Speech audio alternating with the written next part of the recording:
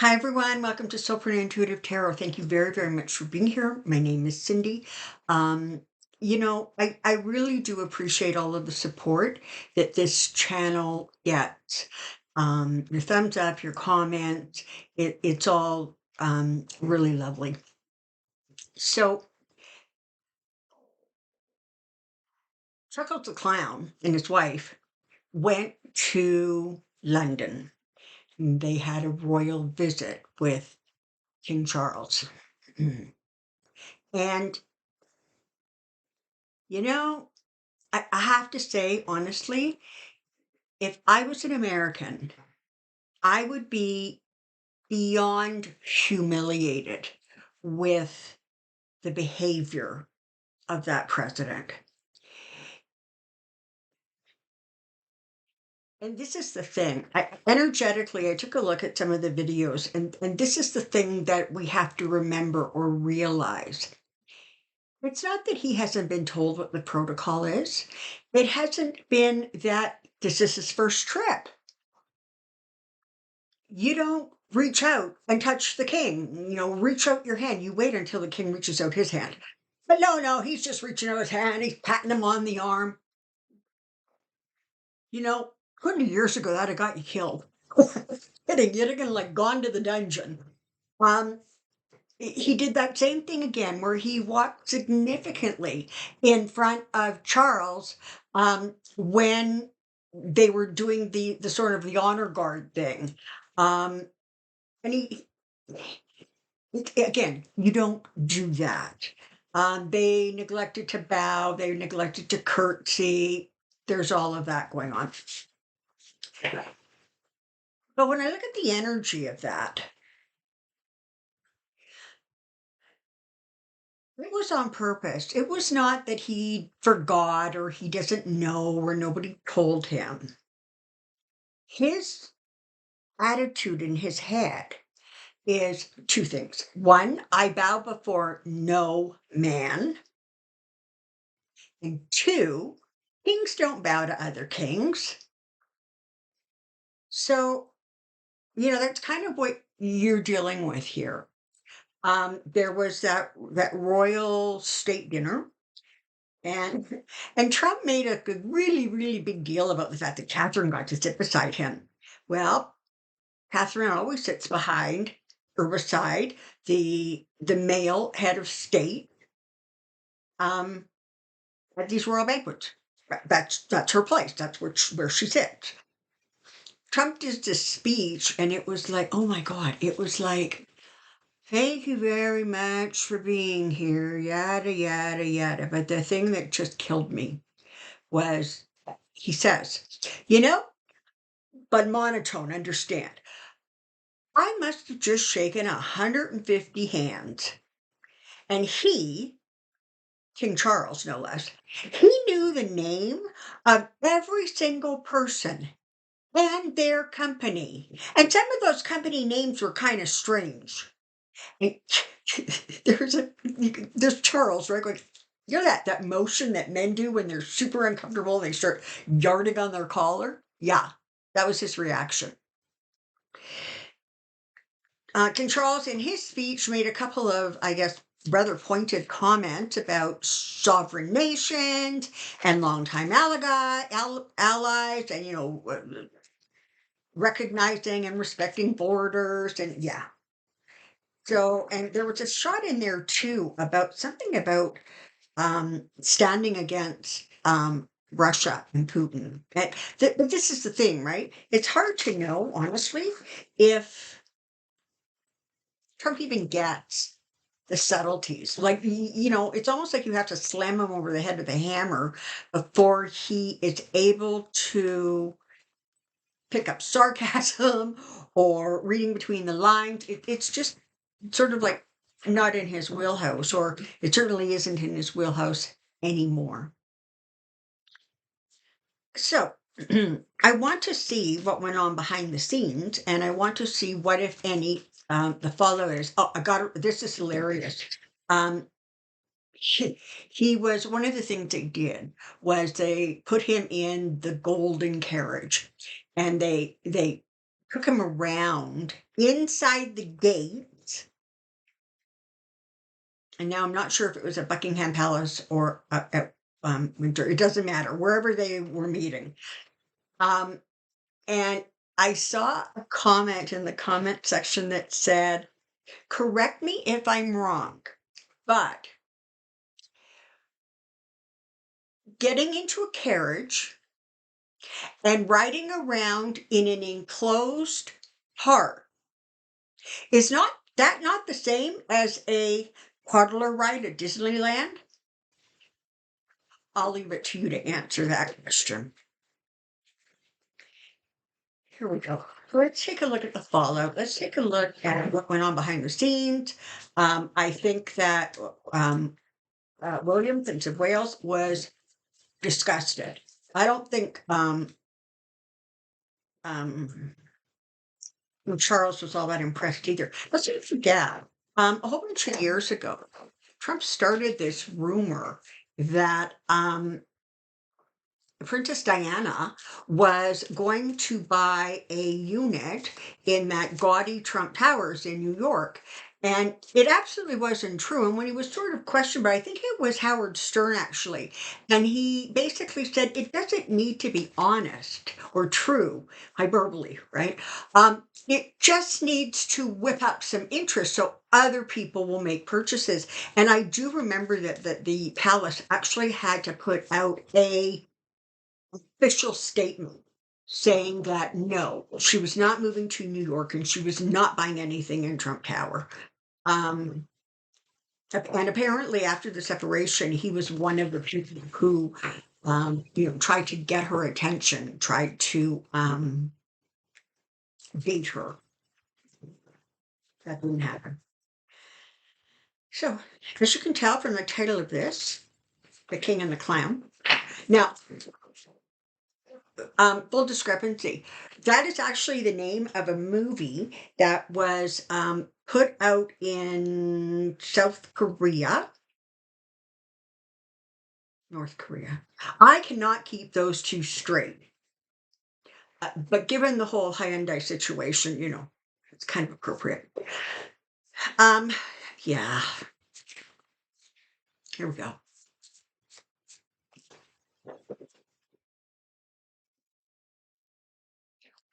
45 royal visit, 45 royal visit, 45 royal visit.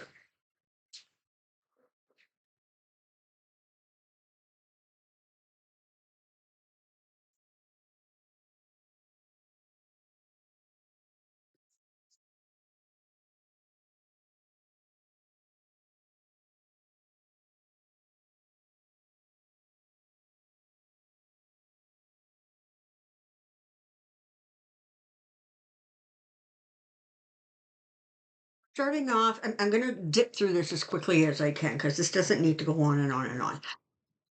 We're starting with the Seven of Wands, okay? So this is a position, the energy around this card is talking about the fact that um, during the visit, the the protocols were completely obliterated and ignored. But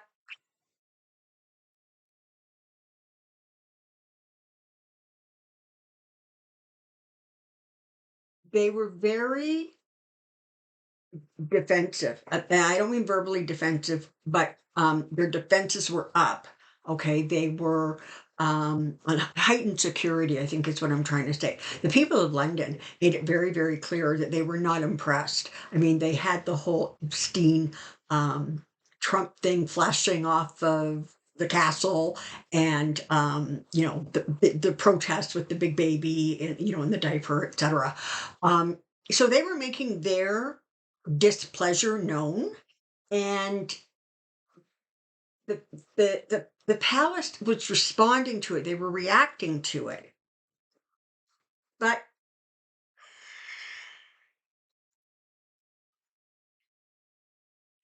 here's words.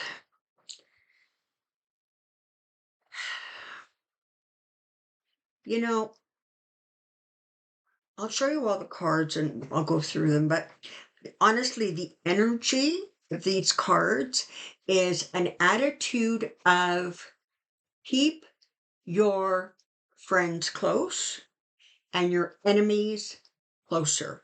It is well known that 45 is not exactly the sharpest crayon in the crayon box. And so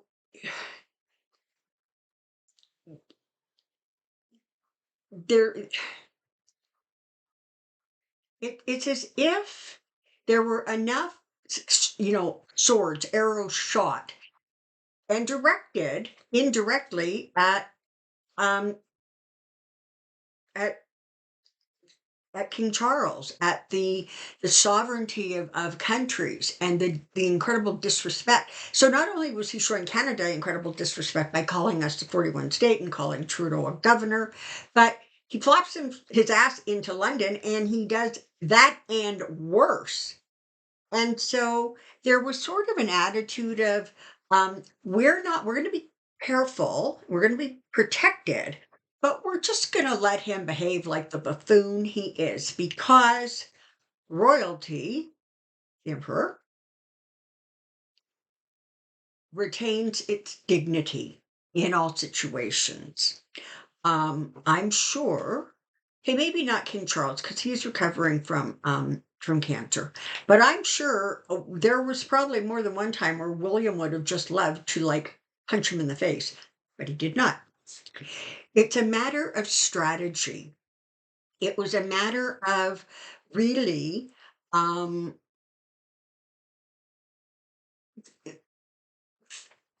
getting some clarity, if you will, on what could be gained, what was going on. Okay.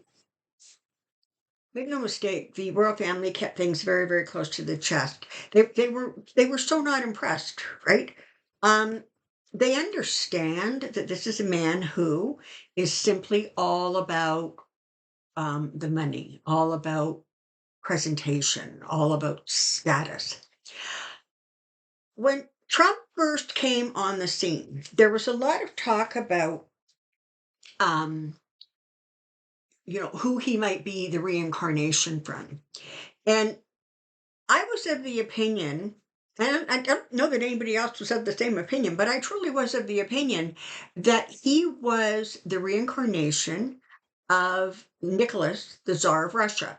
That was the one whose family and his bunch of kids were executed. This is why I thought that. First of all, coupled with that, I had no doubt in my mind that Epstein was Rasputin, okay, because that just somehow worked. But Nicholas didn't understand strategy. He didn't understand, for example, how to fight a war. Similarity there. He didn't really care about the people. Another similarity there. Now, I could be wrong, but Nicholas, I believe, was one of Queen Victoria's children. Could have that wrong, but he was part of the royal family, which explains to me perfectly two things. One, why he is so fascinated with British royalty, and two, why he has this really pompous attitude about it. Because he really thinks that kings don't bow to kings. So you got that going on, right? Listen, again, as I said, keep your friends close and your enemies closer. They view him as uncouth, uneducated, unbalanced, and they are more than pleased that um, he is meeting the kind of resistance he is meeting, but he's very much viewed sort of like as a loose cannon, right? And so the response and the reaction is, we really, really need to keep ourselves protected from this guy. And the way royalty does that is subtly, right? There's subtlety. to the way they go about that. But make no mistake, King Charles is very well aware of the threat to Canada, and by extension, the threat to the other, um, members of the Commonwealth. So,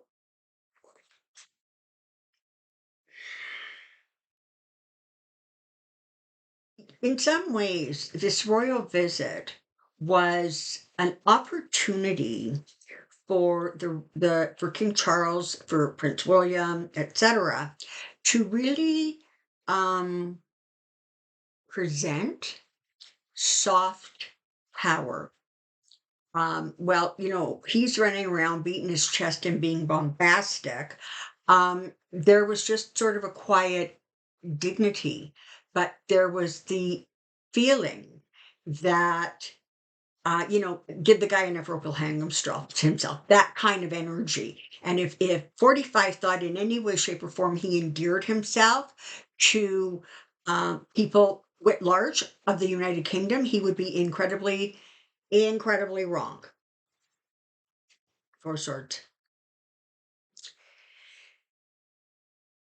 They came away from that situation really actually feeling like this was not a well man. Let's not forget, um, he was in England or in London at the when Queen Elizabeth was on the throne. And he walked in front of her and he did all the stuff he's not supposed to do because he's an idiot. But at that time, Charles, Prince of Wales, was all part of that, right? I mean, he was right beside the Queen.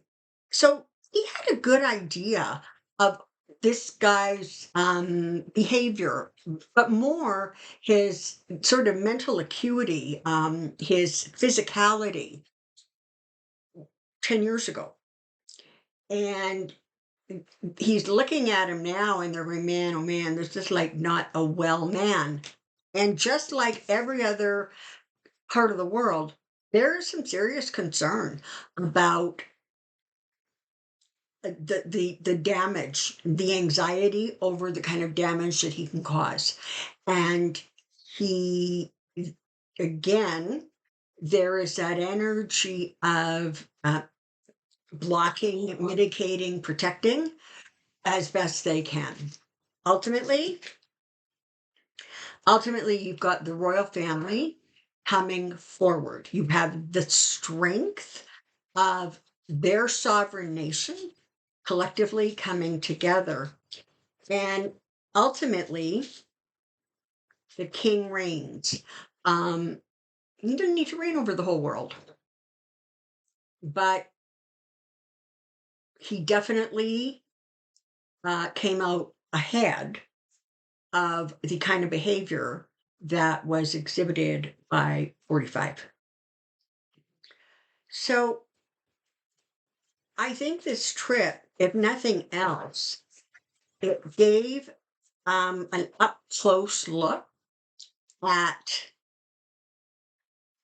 what what other leaders of countries were dealing with, and that includes the prime minister of Britain, England. Sorry, I ever since I just can't keep it straight. I should keep my notes here so I stop insulting people across the pond.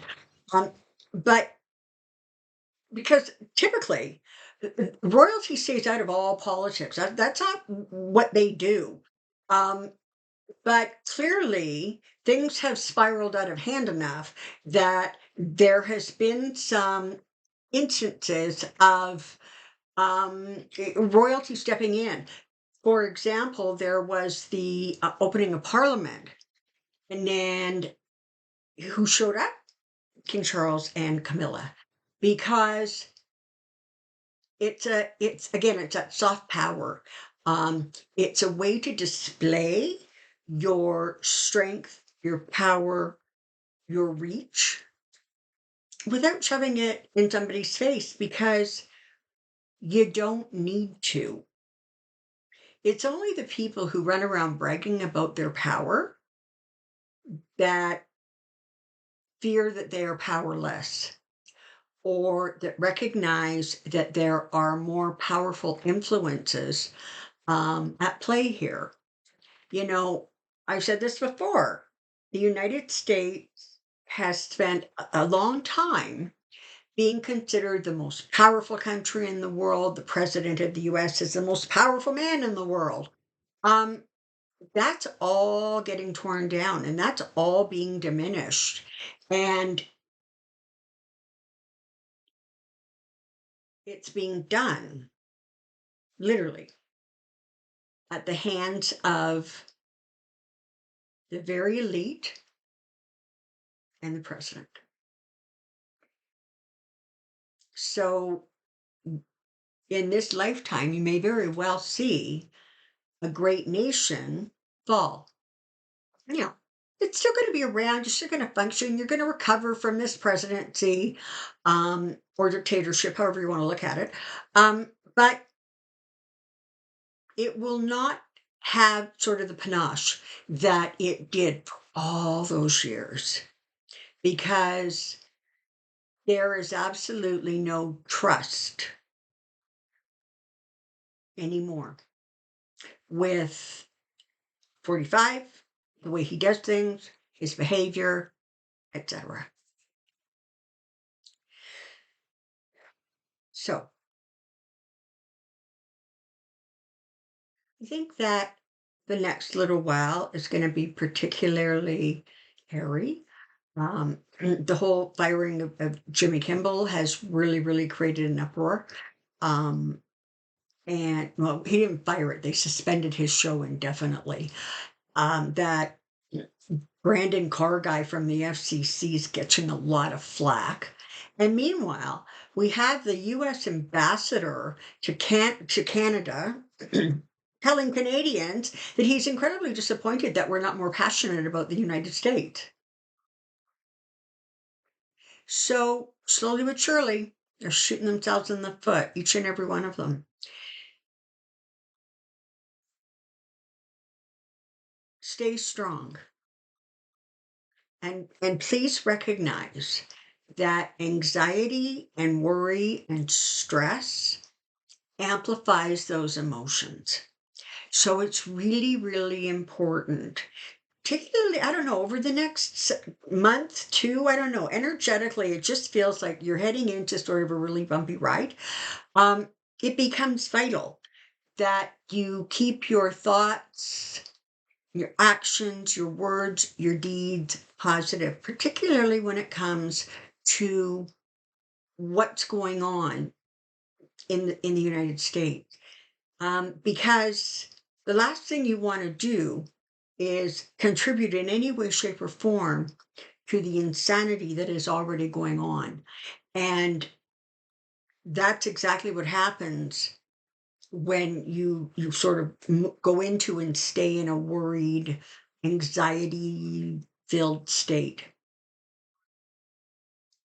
Do what you need to do to keep yourself centered, keep yourself balanced. Thank you very, very much for being here. Questions in the comment section below. And until next time, take care and be well. Bye for now.